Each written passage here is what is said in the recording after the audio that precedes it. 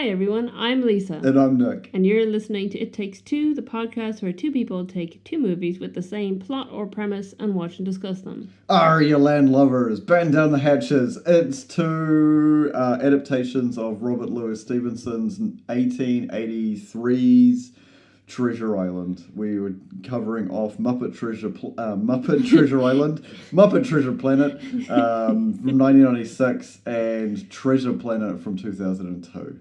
Yep. So two adaptations of Robert Louis Stevenson novels. Oh my god. I separated his name and said Robert Louis Steven Novelson. Yeah. Where there are very few humans. Very few in both of these, yes. Yeah. Have you read it? I have not read it. Have you read any Robert Louis Stevenson novels? I don't think I have. What's the other one he's famous? Kidnapped is the one that I read. Oh, no, there was another one that he was famous for writing as well. I think Treasure Island is... I mean, we are 100%... I'm going to cut it off right now and say we are definitely going to mix up the words Treasure Island and Treasure Planet multiple times. Strange case of Dr. Jekyll and Mr. Hyde. Yes, that's what he's written. I don't know if I've read that. I'm more likely to have read that than Treasure Island, I think. Though I feel like we had both books in the house when I was a kid, so I could have read them. But I feel like no, I don't think I did read Treasure Island. We did have it, but I don't think I ever read it. I kind of mostly just watched a lot of Muppet Treasure Island, and also the Page Master goes into it. And I had PC game versions of both of those movies as well, so that was my Treasure Island knowledge. Your Treasure Island knowledge was the Muppet movie and the Muppet-based game. A Muppet-based game and also a Page Master game. Fair. It's interesting because, you're right about the fact there's very limited human characters. Obviously the same character archetypes are in both. They're just named slightly different things. Yeah, it's very interesting to compare characters, I think.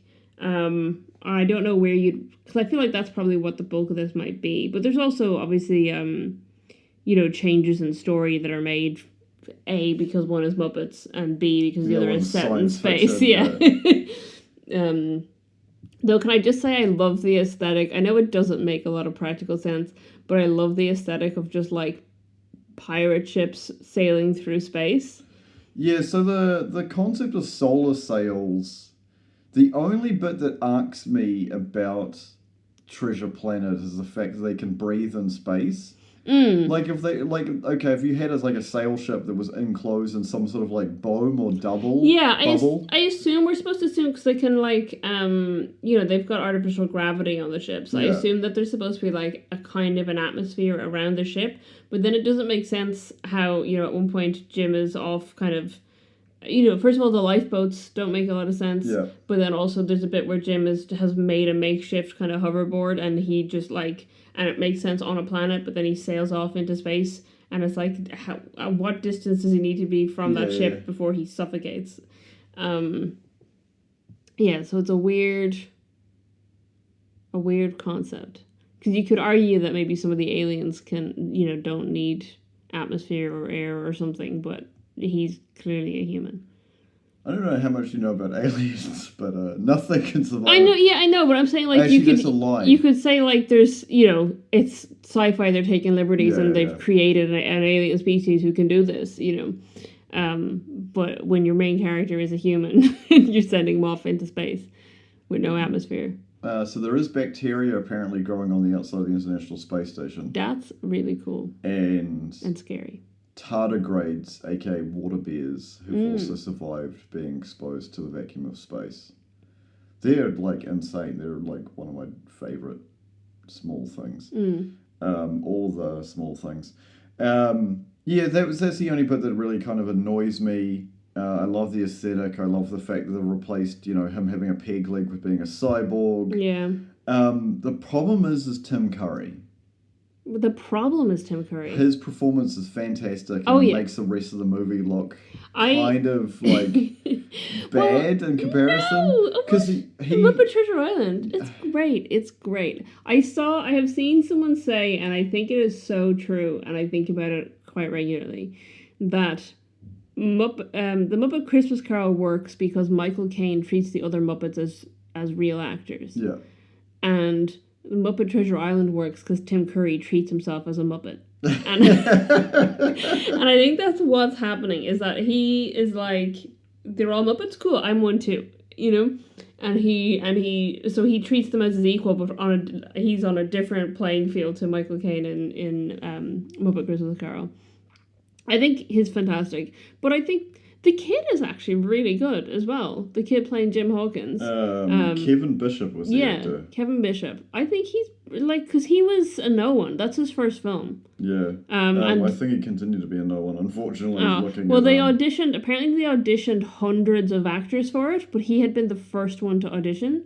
So can you imagine you audition, like, hundreds of actors for a role, and then you're like, actually, that first kid was really good. But the Muppets are great. The Muppets are always great. Yes. You know, it was Sam the Eagle's first big role in a Muppet movie. He was a fantastic Mr. Arrow. Yeah. Interestingly, I think from what I've read in the book, Mr. Arrow is like a drunkard, and he's not really, as honorable as he is in these. Yeah. In both of these adaptations, he's like super honorable, super like, strict with rules and things. Yeah, he's keeping everybody in line. Yeah. Yeah, it's the main plot is identical. Jim gets the map. He gets together with the crew. He's stationed with Long John Silver. They get along, they have fun together, they bond, then a mutiny happens, then they all end up on Treasure Island / planet, and it's the bond between Jim and Long John Silver that ends up, making them go on a separate ways as sort of like a, I'll see you around kind of material rather than like, next time I'll see you, I'll kill you. Yep. And then no one gets the treasure. Is pretty much the whole thing. As they go on, that's the whole thing. Nobody ever gets the treasure. The treasure was the friendship they forged along the way. There's some interesting parallels in things where they diverted from the book. For example, they both have a love story between the captain and another character, which I don't think Captain Smollett gets a love story in the original book. Certainly not with Ben Gunn, the guy stranded on the island. It was an interesting way to introduce Miss Piggy as the character of, like, the queen of the, like, primitive pigs on the Treasure Island. We've seen quite a few adaptations of this throughout the years under different things. I would say recently completed Black Sails. Yeah, relatively recently. Within the last 5 years. Yeah, which was sort of a prequel-y series with all the same characters. And you see the characters develop along the way. Billy Bones, Captain Flint, and also Long John Silver. It's a very well-rounded story that can go from Muppets to sci-fi animation, because it is animated. I really, there's nothing really that stands out of either movie which was worse than the other than the little nitpicky pieces we've gone over of, how the hell do people breathe in space and space whales and, well, we didn't mention the space whales, but the space whales. There's space whales, yeah. I genuinely love both these movies. This is, by the way, this is coming out on my birthday, this episode. This is my birthday present to myself, is that we got to watch Treasure Planet and Muppet Treasure Island. I legitimately really love both of these movies. Which one do you like more? I mean, I'm always a Muppet fan. I know Treasure Planet is the better rated film. It also was the bigger flop. Yeah. Which I do think that Treasure Planet is one of the most underrated Disney movies. Brother Bear is another one that I really loved. And Basil Great Mouse Detective, which was by the same duo who made Treasure Planet. So I think they did Basil, then they did Little Mermaid, Aladdin, Hercules, Treasure Planet, and then Princess and the Frog. So fantastic duo, Ron Clements and John Musker. And I don't know. I will always have a soft spot for Muppets. I think Muppet Treasure Island will be higher for me in these two in terms of how much I love it. But Treasure Planet is probably a better film. Yeah. But only slightly. I'd say they're pretty on par with each other. It's been very heavily adapted. Yeah, of course it has. So there was... Oh my god. I mean, I've also seen another animated Treasure Planet, but I don't know if anyone wants us to compare that to anything, or if people even know it exists. Is it the 86-7 one? Is that what it was? Is it made of Bulgaria? So there's... Is it called Treasure Planet and it's Bulgarian? No, so there's another one. Yeah, so I think was it the 60s? The Bulgarian Treasure Planet? So 1982, a Bulgarian animated science fiction adaptation. 82. Absolutely bizarre. What a weird movie. What an incredibly weird movie. Maybe someday we'll do that Treasure Planet and this Treasure Planet. Because it's literally insane. I've shown you a clip of it, right? I think so. I can share the clip of it in our social media. Because I mean, like, it gives you a good indication of how batshit insane it is. I've just remembered that this is supposed to be a child-friendly episode, and I hope that wasn't straying outside of child-friendly. Anyway, these movies are both great. Do we want to talk? So, is there much in the story you want to talk about, or do you want to just talk characters and how the characters have been reinvented for these movies? Because obviously I think there's a big liberties taken. So in the story, I feel like there's a little bit more world building in Treasure Planet than there is in Muppet Treasure Island. Yeah. Muppet Treasure Island starts off, Jim's hanging out with Gonzo and Rizzo. They're orphans. They're in the care of a tavern owner who's extremely... Well, I don't even know the word. She can hear when her name's taken in vain. Billy Bones is a drunk, and they end up getting the map, and then he basically just runs off. You know, it's his call to adventure. With Jim in Treasure Planet, he's from a loving home where his father left and didn't come back, so he's definitely searching for that father figure. Yeah. Which shows why he gets so attached to Long John Silver so quickly. Yeah. I don't even think that's his name in the Treasure Planet. What is it? I think they definitely call him Mr. Silver. Yeah. I think they just call him John Silver. I don't know. I think they might ditch the long part of it. Yeah. But he's like, he very much reminds me of something I made you watch recently, which is the Kelvin timeline of Star Trek, which is when James T. Kirk's dad is killed and then he becomes a rebellious teenager, and it's very much the same with Jim in the beginning of the movie. When him and his mother are happy, so clearly within this concept his father's still in the picture. He's obsessed with the story of Captain Flint. Yeah. Watching like a really cool holographic book of his adventures and the fact that he just like disappeared, and you know there's a secret that he was like hiding all his treasure from 1,000 worlds on this one planet that no one could find. Yeah. And that sort of change is very cool because obviously within the difference between say the golden age of piracy in the Caribbean, where a lot of liberties have been taken with the way that people have written stories about piracy, where they were not hoarding it and burying it on islands and making treasure maps and killing the diggers. They were spending it and like trying to build their own empire. And, you know, people don't know a lot about piracy outside of Disney, basically. Disney Yeah. get adaptations of But there's of also those been, and I mean, this is coming from my knowledge of National Treasure more than anything else. But there have been. Hang on, let me get my National Treasure knowledge out. There have been so many rumors and stories over the years of treasures, big hoards of treasures that have gone missing. And so there's always going to be this idea of like, oh, what if it's here? What if it's there? You know, there's people going searching caves in Arizona because they think that there might be treasure hidden in there. I think there's an entire, and I say documentary with air quotes here because it's not really a documentary, like one of those reality TV shows. Oh yeah. Where there's like treasure hunters. Yeah, absolutely.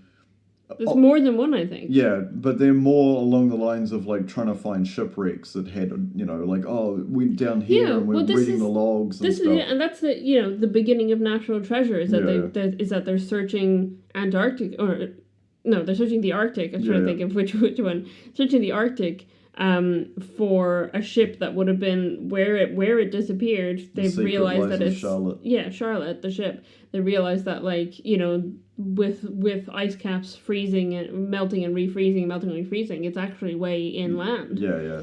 You know, and it's this concept of there are these stories that have been told about, you know, this person had all this treasure and then they died. Where did it go? Yeah.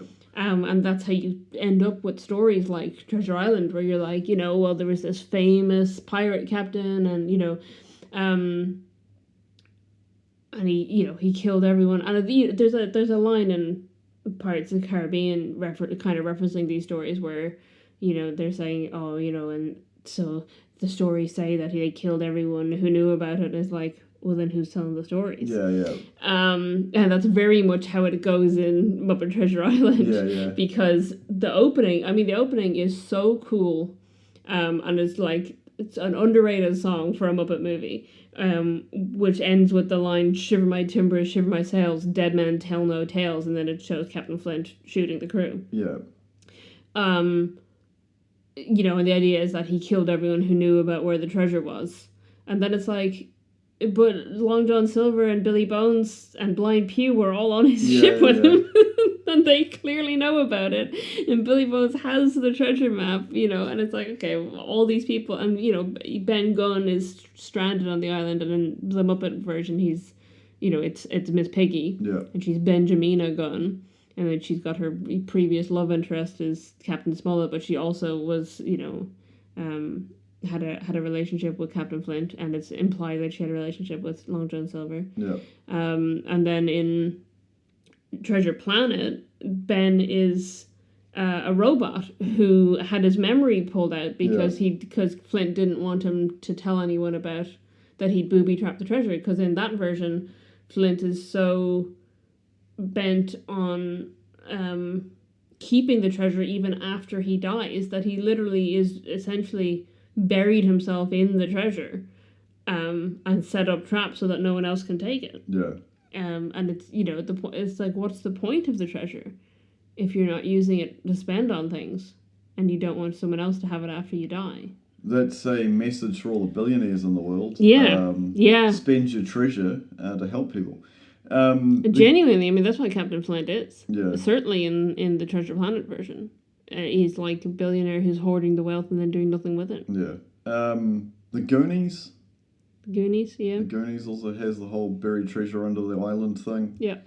Yeah, it's a very common trope. I mean, I do think, obviously, Robert Louis Stevenson is a big part of any future ones that come out. You know, it's like how Bram Stoker's Dracula has influenced every other vampire story since it was written, you know. Yeah, because I think they were always very much the same until, I guess, it would have been Anne Rice's novels that really changed vampires within pop culture. Because before they were always very, like, foreign counts coming to England to prey on, you know, women and, you know, be all spooky and stuff with their, like, you know, telepathy and you know, because we've got within Renfield, was Bram Stoker's Dracula, Nosferatu, and it wasn't until, like, obviously later on, but then in saying that Blade, the original comics, was a little bit, obviously it's very different from what we saw on screen. But it's also like, you know, how Tolkien influenced the fantasy genre. Yeah. You know, that how many fantasy novels written since the Lord of the Rings have been influenced by the Lord of the Rings. It's actually fascinating because his novel changed the entire. It's everything. Like you go back and you boil it all down, it is Tolkien's work. Yeah. You know, if you picture an elf in your head, like an elf soldier, they're always using bows. You know, they're always like in the woods, and then dwarves are always like using hammers and axes and are underground, and they're big and heavy and like got big long beards. Even the women have beards. You know, it's very. And orcs are always like, you know, in the darkness and, you know, scraggly looking. Hodgepodge armor that's not mass produced. It's and that goes into Dungeons and Dragons, like Elder Scrolls. Elder Scrolls less with the orcs, but it's very like. Yeah, they do. I think Elder Scrolls tend to go into Norse mythology a little bit as well. Yeah, definitely. Definitely with Skyrim. But so did Tolkien. Tolkien dipped into Norse mythology. Anyway, we're getting way off track here. But the point still stands that like a lot of pirate related things, you know, from the 1880s onwards were very much inspired by Treasure Island, because it was kind of the core, you know, well-known pirate book. Yeah. And obviously the story is still, you know... Well, 2014 was when Black Sails came out, and that's the last sort of, like, major adaptation. People are still interested in it. You know, but the Pirates of the Caribbean series definitely touch on stuff from yeah, it's Treasure definitely Island. within the same sort of... It's not... Though there are very similarities between the Black Pearl and Treasure Island. They are similar, separate, with just the way. But then again, we don't know the motivations of the writer who wrote the original ride. Because they were like, oh, you know, can I copy your homework? Yeah, but change it a little bit, kind of, you know. Well, the ride is just... You go through a town that's where it's all the pirates are spending their money, so it is more like, you know, what you're saying about the golden era of piracy. Well, there were three, but there were 3 areas. Yeah, but it isn't. But there is also then the imagery that we see in Treasure Planet, where you get to a point where it's the skeleton he's hoarded all this gold, and then he's a skeleton. He's died, but he's pouring the wine into him, which they use that imagery obviously in the Pirates of the Caribbean movie. Barbossa does that. He drinks wine and it goes through. But there is to some extent, even in the Pirates of the Caribbean ride, they're referencing like, you know, oh, and here's the greedy pirate captain who kept all his treasure and, you know, and ended up dying with it, which is very much the kind of Captain Flint idea. Yeah. Anyway, character-wise, I think what you were saying earlier about how much we see of Jim Hawkins, you know, family life in Treasure Planet is interesting, because they don't show it until he's getting to know John Silver. Yeah. So there's a lovely montage with a song that appears in my Spotify top 100 every year, I think,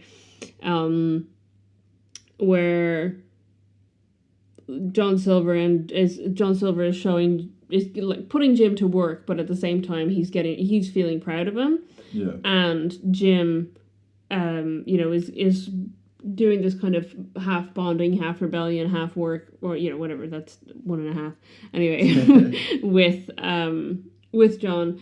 But at the same time, it's put alongside clips from his past, where it's him waiting on his dad to come back, and then, you know, trying to get his dad's attention when his dad does come through, but he kind of just like pats him on the head and walks by. And then, you know, it culminates with, you know, Jim letting down the lifeboat for John Silver to go off, and when he disappears out of frame, you see his face change, and then it shows you him waking up and hearing, you know, because he heard, there's no sound in it, there's no diegetic sound in it, but you can assume it's because he heard the door slam. Yeah. And he looks out the window and sees his dad heading towards a boat, and he runs down. His mum is crying downstairs, and then he runs out and he gets to the pier right as the boat is taken away, and it's the last, presumably the last time he saw his dad. Yeah. And then John Silver comes back for him and takes him away with him on the boat, and it's he has made the link in his own mind. Oh, this is, he's started to trust this guy and see him as a father figure, and then he's like, oh, he's going to leave me too. Yeah. And then he goes,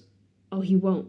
And whereas in Muppet Treasure Island, what they have is a conversation where it shows you not so much that Jim sees John Silver as a potential father figure, but that John Silver sees himself in Jim. Yeah. Which is when Jim, when he goes to Long John Silver goes to dangle the compass over the edge of the water because he's trying to teach him to navigate by the stars instead. And Jim gets upset and he says, that's my father. It's the only thing I have of him. So Long John asks him when his father died. He said he was 7, and then Long John says, I was 8 when my father died. Yeah. And my father was a first mate, or was that right? First mate, I think. Yeah. And then Jim's like, so was mine. And they realize that, to some extent, they are each other. And I think in both movies, they kind of do show you that Long John Silver sees enough of himself in Jim that he knows that Jim could turn out to be like him, and that he doesn't necessarily want Jim to turn out to be like him. Yeah. And in both, he does at some point try to convince him to you can come do the pirate life with me. Once Jim knows that he's a pirate, but ultimately, I think he's happier that Jim doesn't choose that life, because he knows that that's the life that he's chosen for himself. He's put himself on the run constantly, and and he would rather Jim get to have a life that he didn't get to have. Yeah.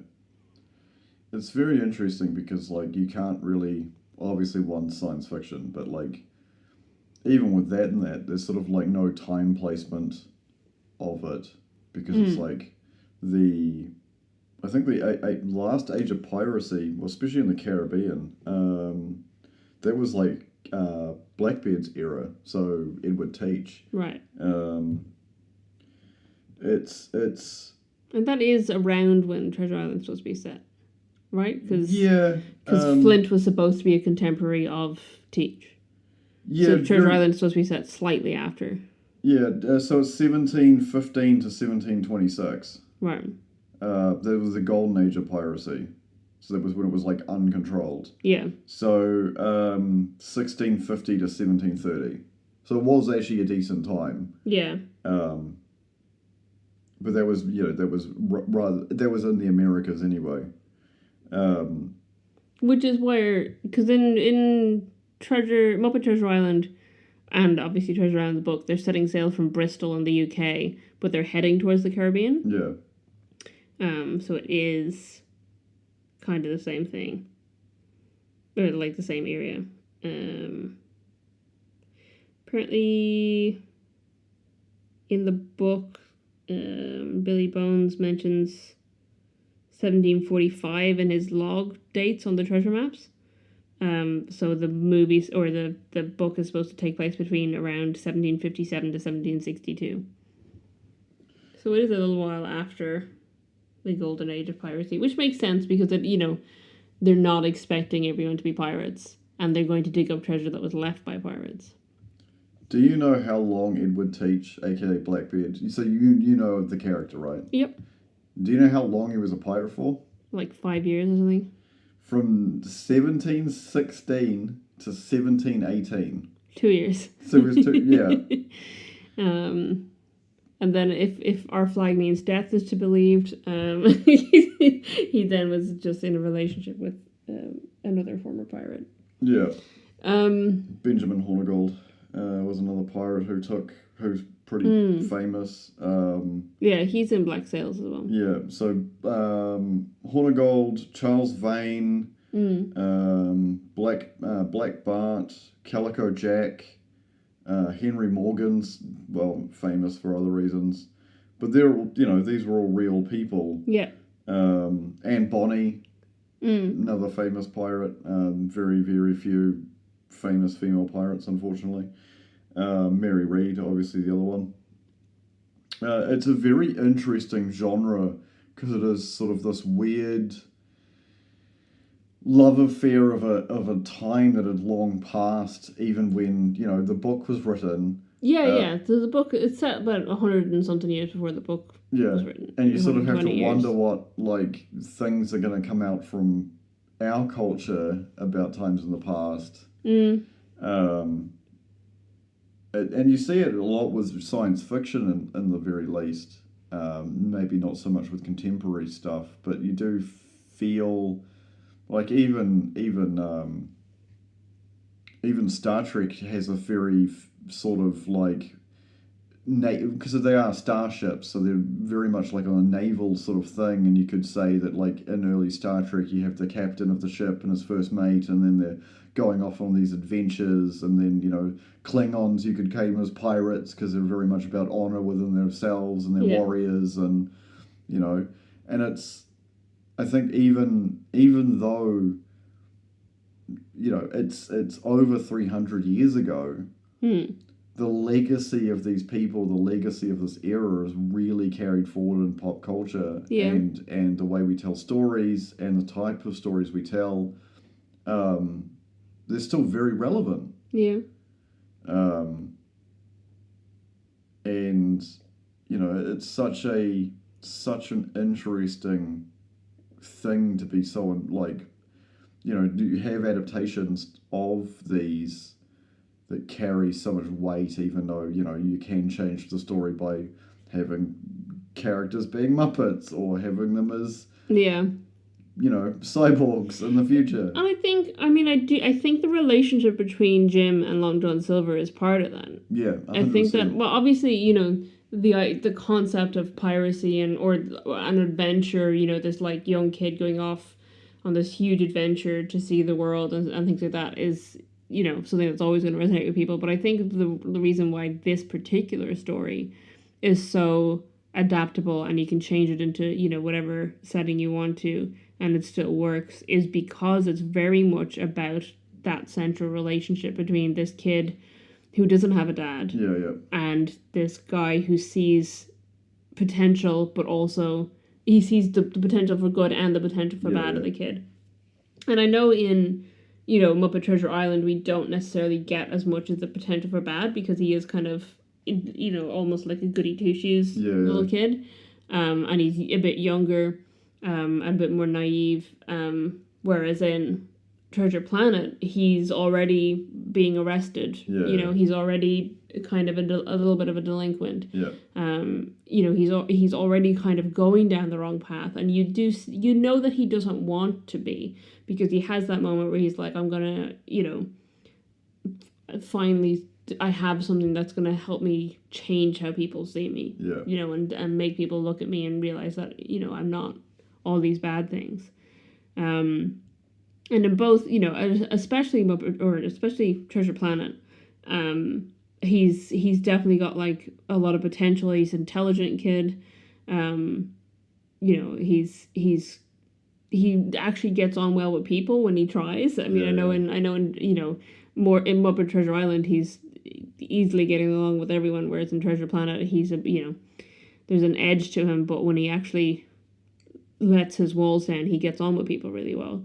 And he's like, in that one, he's very technically minded, and he's very good at, you know, robotics and shipbuilding and, you know, all sorts of kind of things, and a very quick learner. I think he's a quick learner in both. And, you know, and there is so much potential for him to go and put good into the world and, you know, do something worthwhile with his life, but there's also potential for him to end up exactly like Long John Silver. And I think that just like core central story could be put into any setting. It doesn't even necessarily need to be pirate related, but the pirates are fun. Treasure related. Yeah. It's just some kind of, you know, adventure where he gets to grow into himself. And discover what his own potential is. I think a lot of people will see themselves in that. Yeah, I agree with you. Do you want to cover off some tidbits little bits of Yeah. fun There's nothing else facts. you want to talk about? Not particularly. Character-wise, Maybe or- something will pop up while you're talking. Muppet Treasure Island. So I just took note of who wrote the songs because I love the songs in this movie. So they're written by Cynthia Weil and Barry Mann, who also worked together on An American Tale, which also has good songs.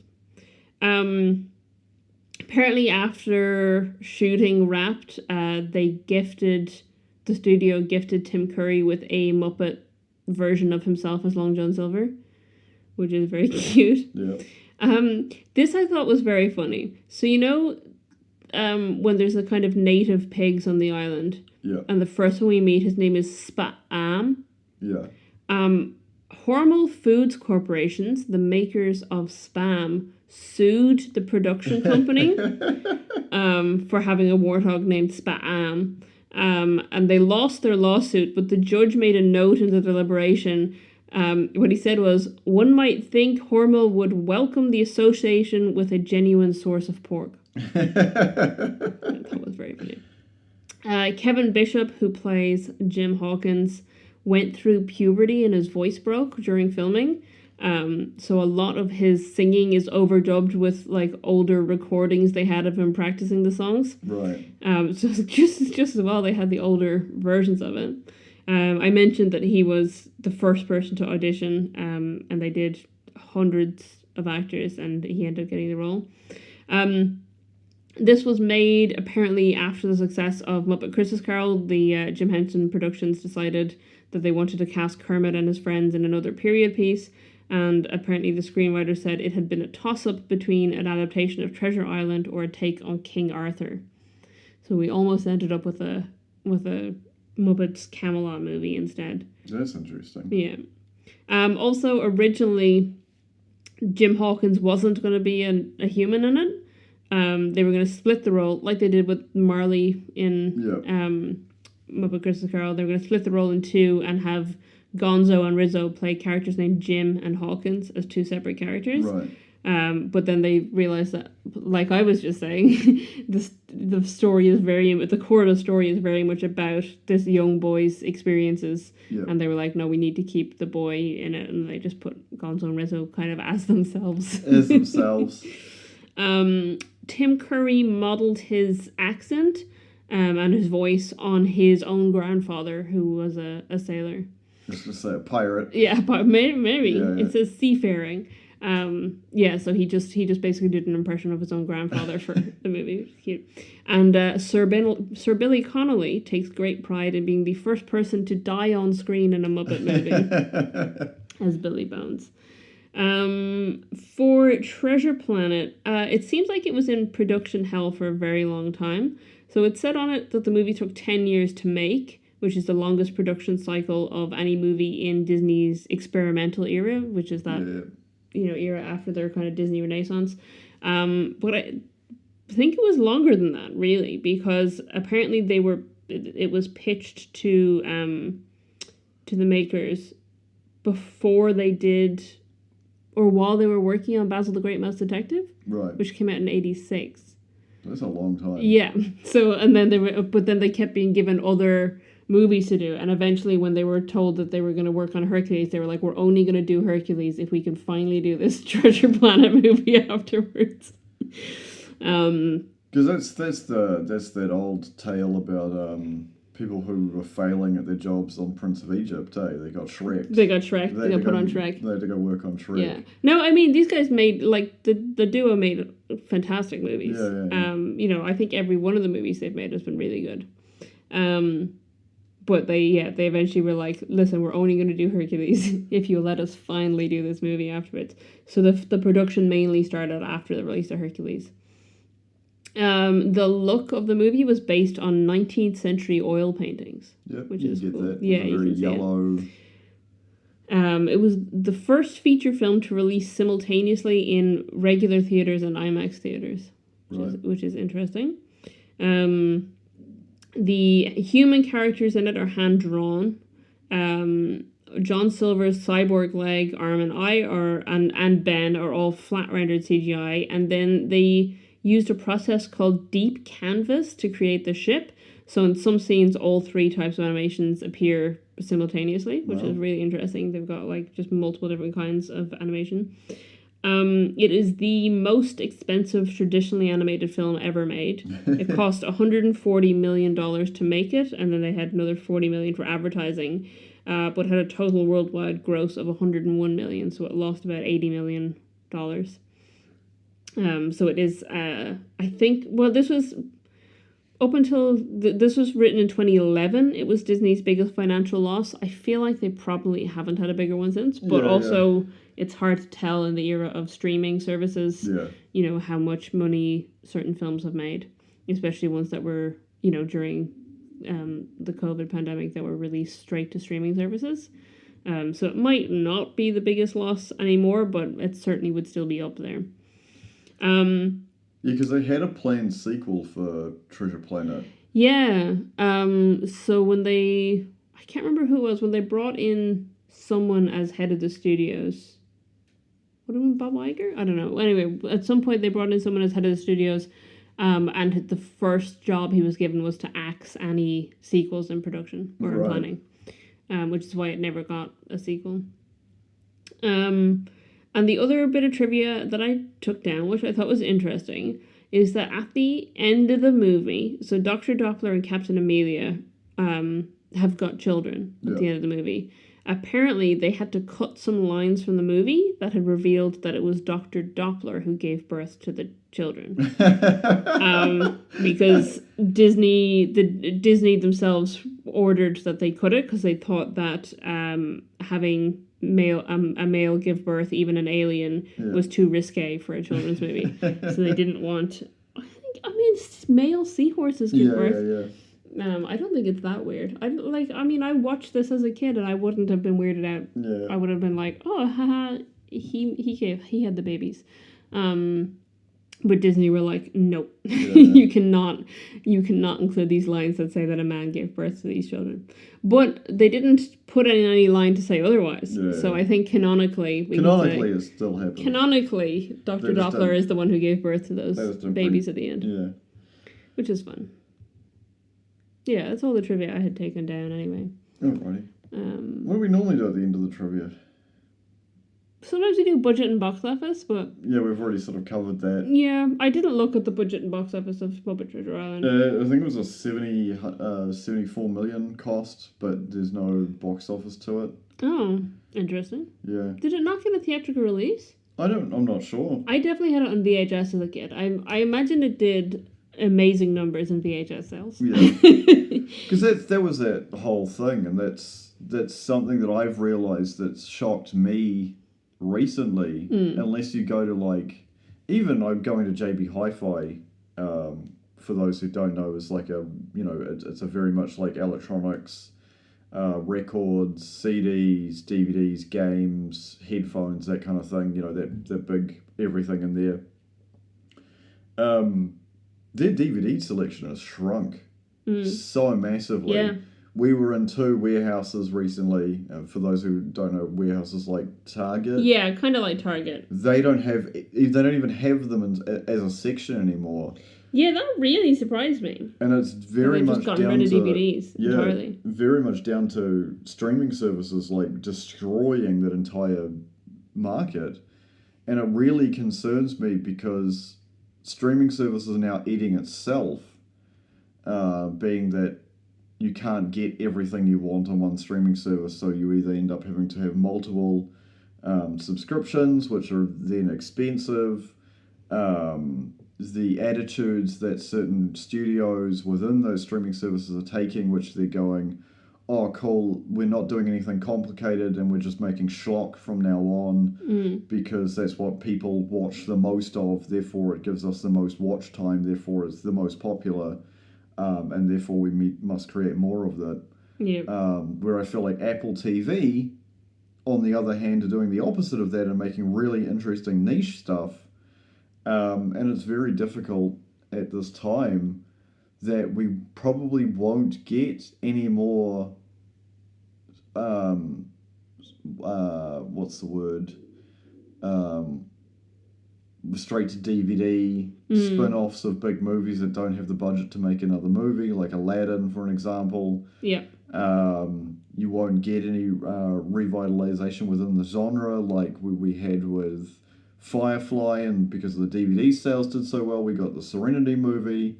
And I feel like that's really... It's because everything's gone straight to streaming. Yeah. Those kind of things are just on Netflix or Yeah, on you Disney don't need Plus. to see you don't need to see a Avengers movie. You just wait 3 months and it's for free on bloody Disney Plus. Well, it's not for free. You're paying it. Well, yeah. And more and more of a subscription every year. Yeah. I can't find the budget for Muppet Treasure Island, but it made $34 million in box office, which adjusted for inflation is $83.7 million. So it lost as well. Well, I can't find anything to say a budget for it anywhere. Okay, because I looked on Wikipedia and I said the budget of it. Well, I only see the box office on Wikipedia. Oh, maybe I'm looking at the wrong thing then. Hang on. Not that I don't believe you. Just I don't believe you. Oh yeah, just it's box office of it says 47 million on here. Oh, well, I don't know what that's coming from. I've found multiple other sources that say 34 million as a box office. Strange. Anyway, yeah, so I don't know how much it cost, but that's a decent amount. I mean, that's not including, as you mentioned, VHS sales, which it would have made a lot in, I think. Yeah, because VHSs were expensive back in the day, and Muppet movies typically do pretty well. And Disney movies and Muppet movies both do well in VHS sales. I think Treasure Planet may have been the last Disney movie to be released on VHS. Because then they went to DVD. Yeah. I think Treasure Planet at least would have been one of the first that was released on both VHS and DVD. I know we had Emperor's New Groove on VHS, which might have been after. It's certainly, I think it was the last of the Ron Clements, John Musker films to be released on VHS.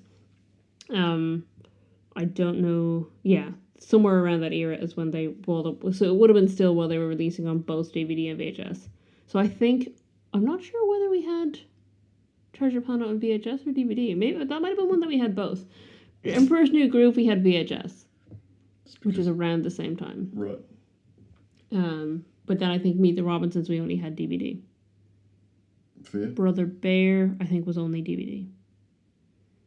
Anyway, so somewhere around that era they cut off. So, I mean, it could have done fantastic sales, Treasure Planet. Yeah.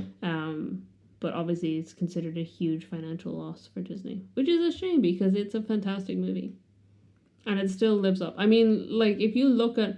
Because here's the thing. It's considered Disney's experimental era because it's when they were, like, doing bits and pieces of CG and, hand-drawn about whatever. Of all of those movies, this one is probably aged the best in terms of CGI. Like, it still looks incredible. I don't think it looks dated at all. Yeah, I think it looks beautiful. Most people who have listened to this podcast know my argument between practical effects and CGI. But it's an animated film. Yeah, and I think that's where you haven't seen Reboot. No. That looks awful now. But like Meet the Robinsons, which is a film I love and I still love the story of it, but if you look at the CG in Meet the Robinsons, that is massively dated by now. What was the other one? Was it Into the Wild? Oh my god! Well, yeah, that's bizarre. That's ridiculous. Chicken Little was around then as well, and that's also kind of though it was more stylized, which I think helps to keep it not date so much. And that was the difference between The Wild and Madagascar. That Madagascar was very stylized, so it kind of kept its look, whereas But it's like if you look at the first Toy Story movie versus Toy Story 3 or Toy Story 4, and it's like a massive, wild world of difference. But I genuinely think this movie, which was 2002, completely holds up. I think the CG in it looks fantastic still. Yeah. I think they did a really good job blending those animation styles. The blending is the main part, and they did really, really well. It's still thoroughly enjoyable, even with my dislike of CGI in things that Yeah, I mean the solar sails and the ship itself all being kind of a with the deep canvas thing, and the cyborg parts and the robot parts all being CG on a either on this deep canvas ship or on a hand drawn background, and it still looks fantastic to this day. I think they did, for an experimental film, incredible work. I do think Atlantis does a decent job as well, which is around the same time. I think it's 2001. If you watch Dinosaur, which was another Disney film from that era, that looks terrible. So it was hit and miss. But I think this is one that's slept on. I think people don't talk about Treasure Planet enough. It doesn't get as much love as it should, but it's an incredible film. And it's a really good adaptation. That they kept the core story and kept a lot of elements, that are in the book. They've actually stuck to a lot of it. Yeah. But put it in this sci-fi world and with all these experimental animation styles and managed to make something that is still beautiful, 20 odd years later. And of course, Muppets are always practical. Yeah, Muppets are great. Yeah. and Tim Curry, perfection in that movie. He's so good. He's just so good. He's great. He considers that one of his favorite films, apparently, that he's been in. Which, if I was in that movie, I would also consider it my favorite film. Yeah, I think he's incredible in it. And the songs, the music in both films is great. That's another thing we should shout out. The music in both films is great.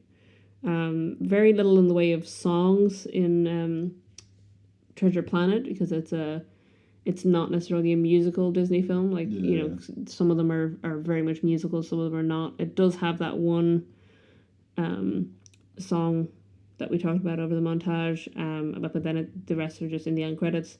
Whereas Muppet Treasure Island has got so many songs, and they're very funny, and the lyrics are just wonderful. Like, you could watch that movie a dozen times and hear something new in the lyrics of the songs each time and be like, oh, I didn't even notice that last time.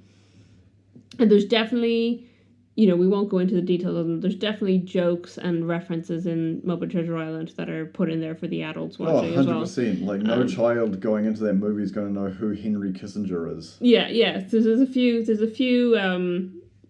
a few very funny jokes that are quite subtle most of the time, but are funny for adults, and the kids won't get them at all until they're older and they rewatch it and they go, ha ha ha, didn't notice that when I was a kid.